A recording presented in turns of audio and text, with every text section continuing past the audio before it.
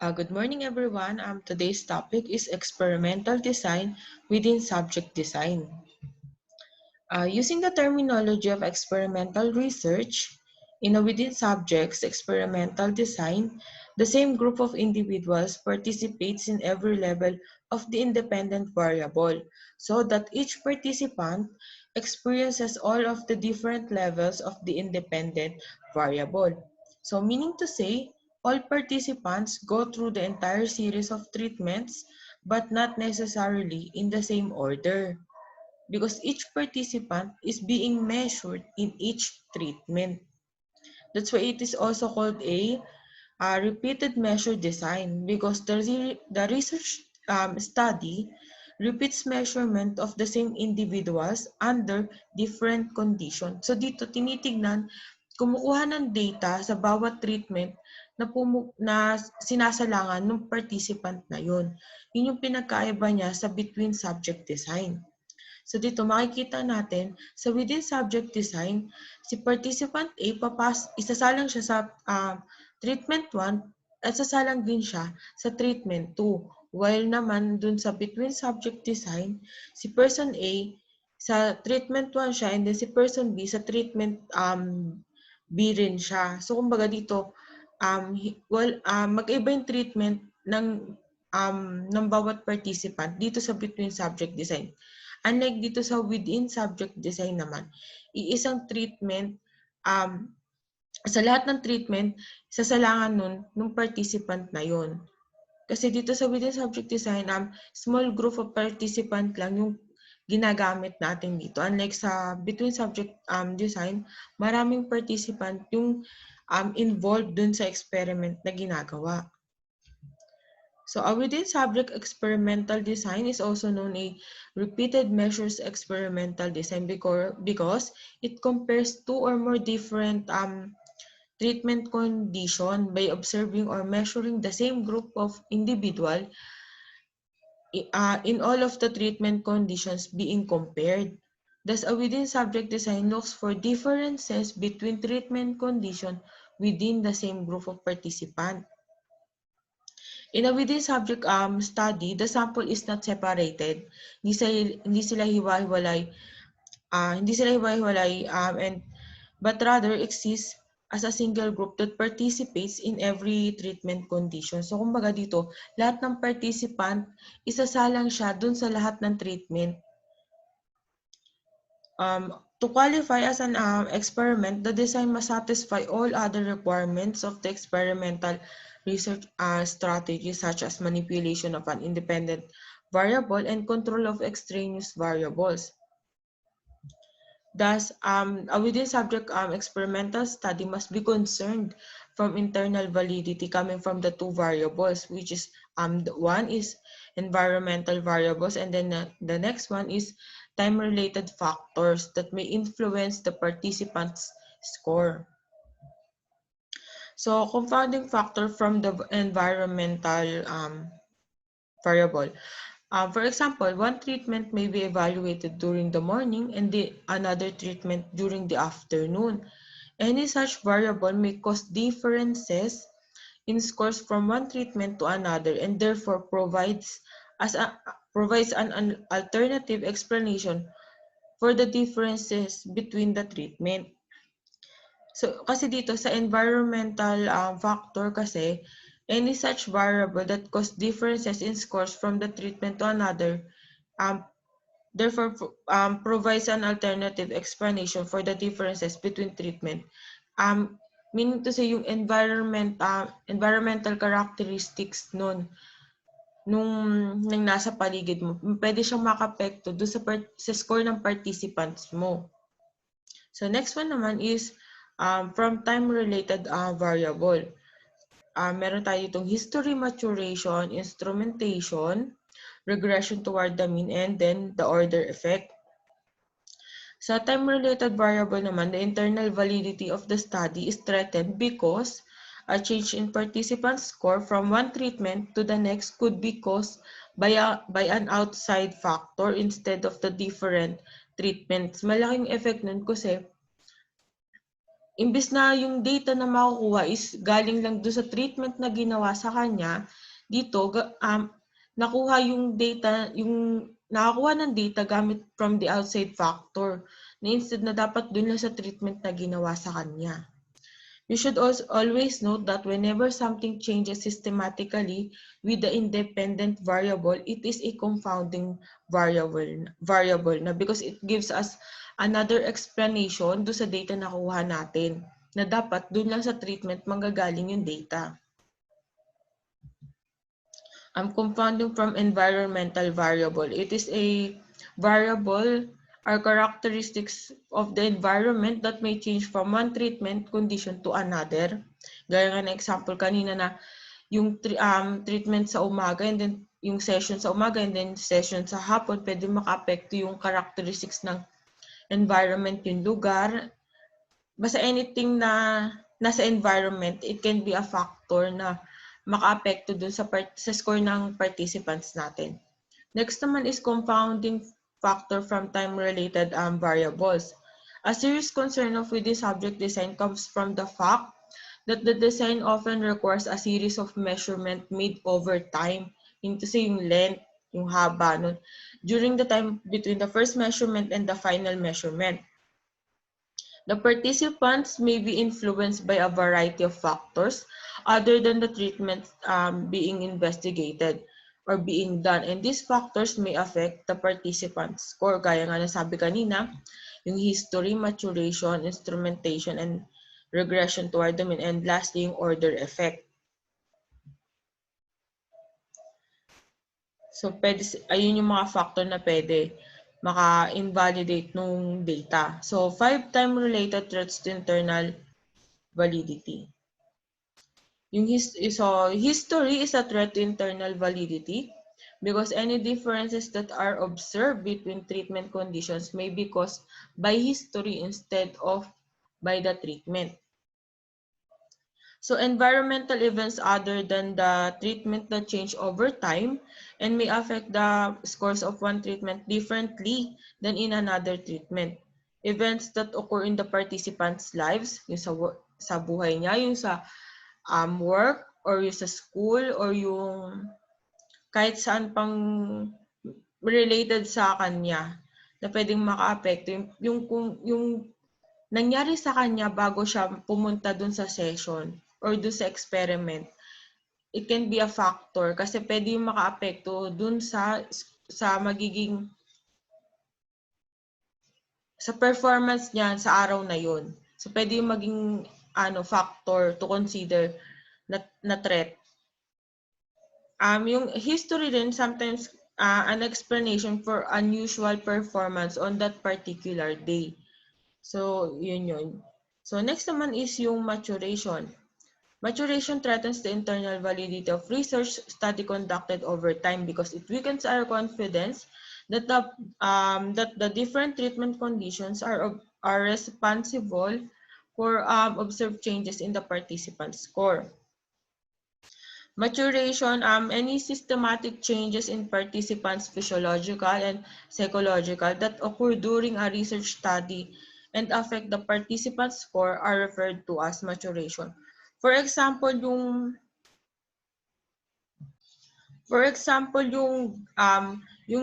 treatment 1 is gagawin ngayong week and then yung treatment 2 is meron 2 weeks gap. So kumbaga do sa 2 weeks gap na yun, marami ng pagbabagong na nangyari dun sa participant natin. So, for example, nag-matured na siya, meron ng factors na naka-apekto sa kanya, na meron na nabago, physiologically and psychologically. It can be a factor. It can be, we should always look into it na yung length ng gap between one treatment to the next one. Maraming nangyayari doon sa participants natin na we should look into we should always look to. Ganun.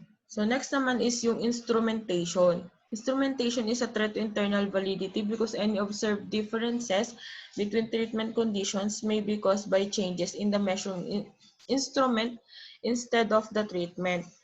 The term instrumentation sometimes called instrumental decay or instrumental bias. It refers to changes in a measuring instrument that occur over time. For example, yung instrumentation, yung mga gagamitin mo dun sa research study mo, yung instrument na gagamitin mo. For example, test or yung mga measuring devices. So, dapat hindi magkaroon ng instrumental bias, meaning to say, eto kasi favorite ko to, so gagamitin natin to. And then, iiwasan din naman natin yung instrumental decay, instrumental decay na tinatawag na sobrang luma na pero gagamitin pa rin natin kasi ito yung available. So, iiwasan natin yun kasi pwede ma-invalidate yung data na makukuha natin doon. For example, doon sa psychological test, kailangan updated din tayo sa scoring noon. Kung meron bang nabago or meron ba tayong dapat i-note na pagbabago doon over time. So, yun sa instrumentation. So, statistical regression from the term regress. So, yung pag-urong yung pagbabago. Statistical regression is a mathematical phenomenon meaning in which extreme scores high, sobrang taas or sobrang baba on one measurement and tend to be less extreme on the second measurement. It threatens the internal validity of a research study because it creates the possibility that the observed changes in the participants' scores are caused by regression instead of by the treatment itself. So dito, kasi statistical regression, ito yung pinaka-final data na makikita kasi nagko-compute na dito eh. So nakikita dito yung mga may nagbago ba? Ano ba yung mga biglang fluctuate ng score? It can be either from the history or time-related threats or kaya mas sa environmental factors or confounding variables. So dito makikita yon. So kailangan malaman kung bakit nagkaroon ng tinatawag na statistical regression. Kasi it can invalidate the result eh. Kasi malay mo hindi doon nakuha sa treatment yung data, kundi dahil sa mga confounding factors na nakaapekto sa kanya. Lastly is yung order effect na tinatawag. Order effect or any possible change in performance caused by participation in previous treatment is called an order effect and is a threat to internal validity because it provides an alternative explanation for the result. So dito naman sa order effect, whenever individuals are tested in a series of treatment conditions, participation in one treatment may have an influence on the participant's score in the following treatment. Common examples of order effects include fatigue. So dito, yung mga nadadala niya from first treatment sa second treatment, yun yung tinatawag na order effect. For example, yung pagsasagot niya o kaya yung pagod niya do sa first treatment, hindi sasalang na siya do sa next treatment. So nadadala niya yun do. So pwede yung maka-apekto do sa magiging final output niya, yung sa data na makukuha sa kanya.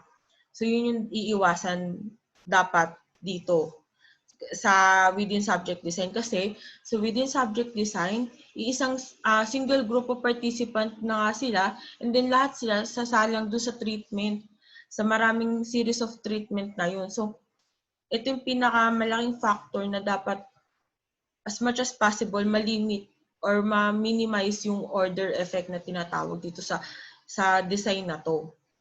So dito naman sa mga confounding factors na to, lahat ng nagbibigay ng another explanation na hindi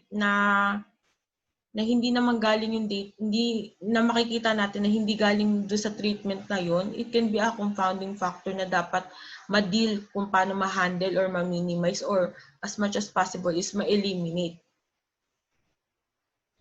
So separating time-related factors and order effect. So dito isa-separate natin sila dahil yung history, maturation, instrumentation, and regression are related exclusively to time and are not directly connected to experience in a previous treatment. On the other hand, order effects are directly related to experience obtained by participating in previous treatment conditions. So yung order effect can produce changes in the scores from one treatment to another that are not caused by the treatments and can confound the result of a research study. So dealing with time-related threats and order effects. So dito, malalaman natin, meron tayong tatlong way para ma-handle natin sila. So una is controlling time. Next naman is switch to between subject design. And last is yung counterbalancing na tinatawag.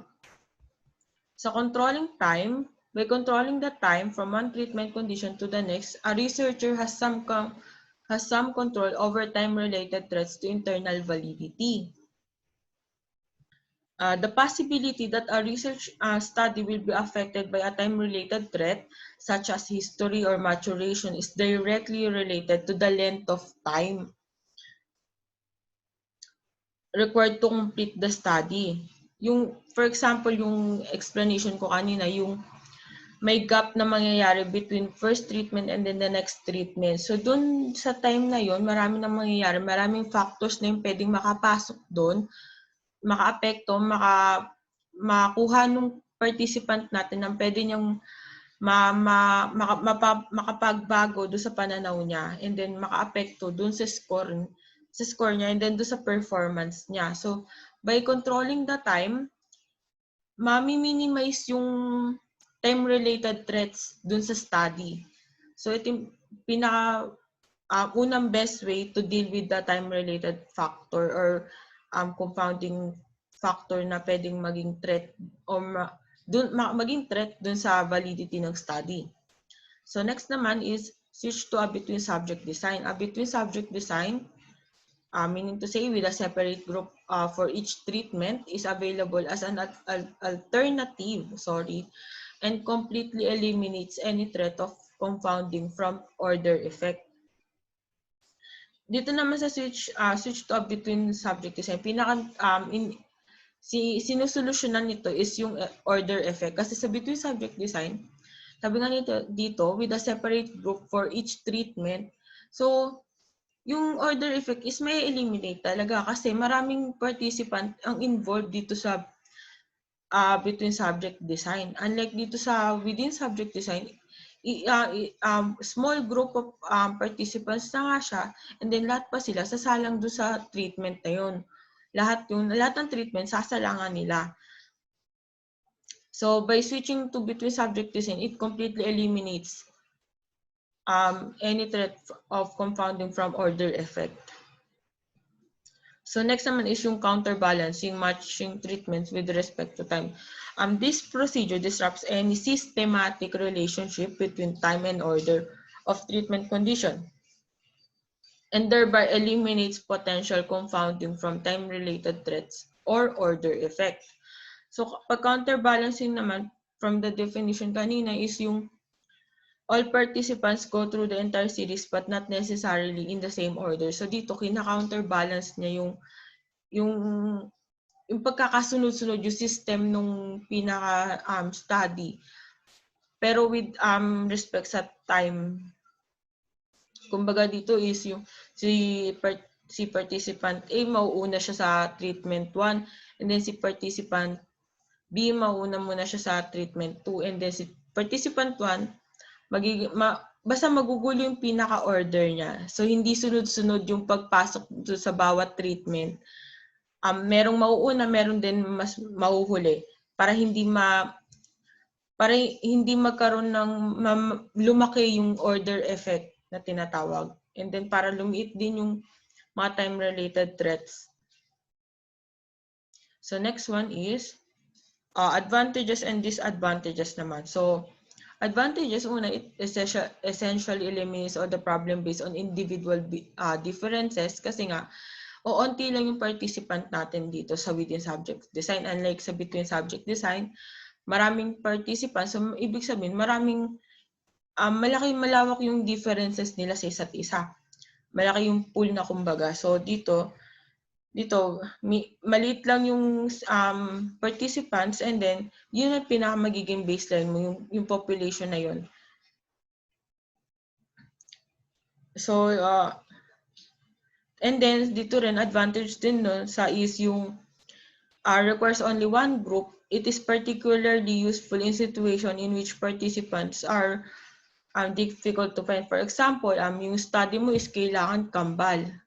And di ba ang hirap makahanap ng kambal, magkapatid na kambal, mahirap. So dito, pag ginamit mo tong design na to, onti lang yung population na kailangan mo makuha. Unlike pag sa between subject design, malaki yung kailangan mong masakop na participants.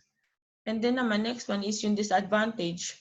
Kung ano yung advantage, yun din yung disadvantage niya. Kasi onti nga lang yung participant na nagagamitin mo. So, meaning to say, madali silang mapagod kasi lahat sila sasalang doon sa treatment na yun eh. Lahat ng participant may isang series of treatments yung sasalangan nila.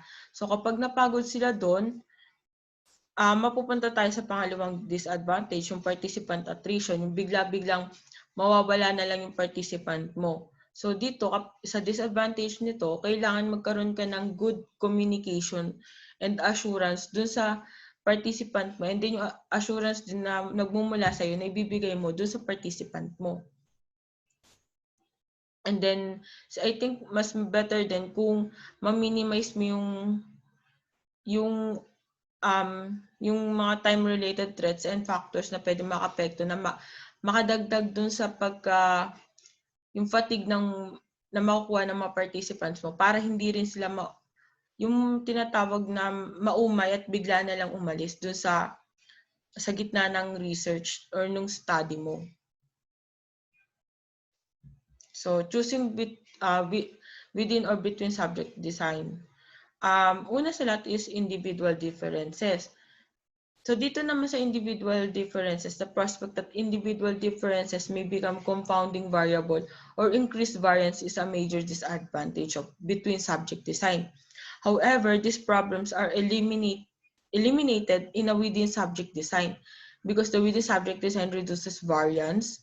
It is generally more likely to detect a treatment effect than is a between subject design. If you anticipate a large individual differences, it is usually better to use a within subject design. So dito naman sa individual differences, I think una mo nang alamin kung ano yung magiging objective ng research mo or ng experiment mo. And then, ano yung objective or yung target population mo. And then, ano ba yung pinaka gusto mo mangyari dito sa experiment mo bago ka mamili dito sa kung mamili ka na ba o dito sa between or dito sa within subject design. Kasi itong dalawang to is specifically designed para do sa experiment na yon. Kumbaga dito, hindi ka dapat mamili dahil lang ito sa within subject design is onti yung population na to. Ito na lang yung gagamitin ko kasi mahirap makahanap ng participant eh. So, ito na lang yung gagamitin ko. So, kumbaga, wag mong pilitin na maging ganun yung magiging ending sa pagpili mo ng design para do sa experiment mo. Sa individual differences. So, same lang din siya na explanation do sa fewer participants. Do sa within subject design, onti yung participant. Pero, marami ring disadvantages yung pag sa onti yung participants. So, mamaya explain natin yun. And then, next naman, time-related factors and order effects. So, ito talaga, potential factor talaga to dito sa design na to, sa within subject design. Kasi, onting population eh. So, kumbaga yung ma-maximize mo yung i-maximize mo yung use do sa participant mo. Meaning to say, lahat ng participant mo, onti sila, pero kailangan nilang dumaan sa series of treatments. So, marami talaga, pinakamabigat talaga yung time-related factors and order effects kasi limited lang yung participant mo eh. So, kailangan sila ma-maximize. Again, kapag pipili ka dito sa dalawang to, I think better to know kung ano ba talaga yung pinaka-objective ng experiment mo, and then ano ba yung gustong makuhang resulta. And then lastly, I think it's better to planchahin mo muna lahat, and then tignan mo kung ano yung mga factors na pwede makapekto, kung suited ba siya sa gusto mo mangyari sa experiment mo. And then application of statistical analysis of within subject design. So, it can be a two-treatment condition or multiple treatment condition. So with only 2 treatment conditions, a researcher can easily maximize the difference between treatments by selecting 2 treatment conditions that are clearly different. So dito kasi 2 treatment lang, makikita mo agad yung difference kasi dalawang data lang yung paggagalingan nun. Sa dalawang treatment na ngayon. So this usually increases the likelihood of obtaining a significant difference. In addition, with only 2 treatment condition, it is very easy to counterbalance the design to minimize the threat of confounding from the time-related factors or order effects. So, kapag 2 treatment lang, so onti lang yung oras na magagamit mo kasi dalawa lang treatment yan, and then yung order effect, mami-minimize kasi dalawa lang talaga eh. But on the negative side, on a study with only 2 treatment condition, it provides only 2 data points. In this situation, it is possible to demonstrate a difference between condition, but the data do not provide any indication of the functional relationship between the independent and the dependent variable. That is, we cannot determine how the dependent variable would respond to a small gradual changes of the independent variable. So, yun lang yung disadvantage nun. Dito naman sa multiple treatment, kung nakita mo yung disadvantage nun sa 2 treatment condition at gusto mong maraming magpalit, ito naman yung sa multiple treatment design. The primary advantage of using 2 or more than treatment condition is that the data are more likely to reveal the functional relationship between the 2 variables being studied. A researcher can create a series of conditions, independent variable, and then observe how the participants' behavior, the dependent variable, changes as they move through the series of treatment. However, on the disadvantage side, using multiple treatment within subject design, if a researcher creates too many treatment conditions, the distinction between treatments may be too small to generate significant difference in behavior. In addition, using multiple treatment for within subject design, always remember sa within subject design, limited population lang ang kailangan. It typically increases the amount of time required for each participant to complete the full series of treatments. This can increase the likelihood of participant attrition. Finally, the ability to completely counterbalance a design becomes more difficult as the number of treatment condition increases. So, yung yung advantage dito sa 2 treatment condition, yung limited time and then lilimit yung time-related threats mo dito sa multiple treatment design, it is a disadvantage kasi you're using 2 or more treatment condition eh. So, kumbaga, malaking oras na masasakop mo kasi maraming treatment yun eh. So, yung order effect lalaki rin, and then yung participant attrition, kapag masyado nang marami at naumay na yung participant mo kasi ang daming treatment para sa kanya, yung nagagawin, bigla na lang aalis. So, yun naman yung pinaka-disadvantage nitong multiple treatment design. Pero, kailangan mo pa rin gumamit. So, kailangan mamili ka dito kung anong gagamitin mo. Pinaka-suited na makakuha ka ng data na suited dun sa experiment na ginagawa mo. So, next is, so, that's all. Thank you for listening and God bless. Stay safe. Thank you.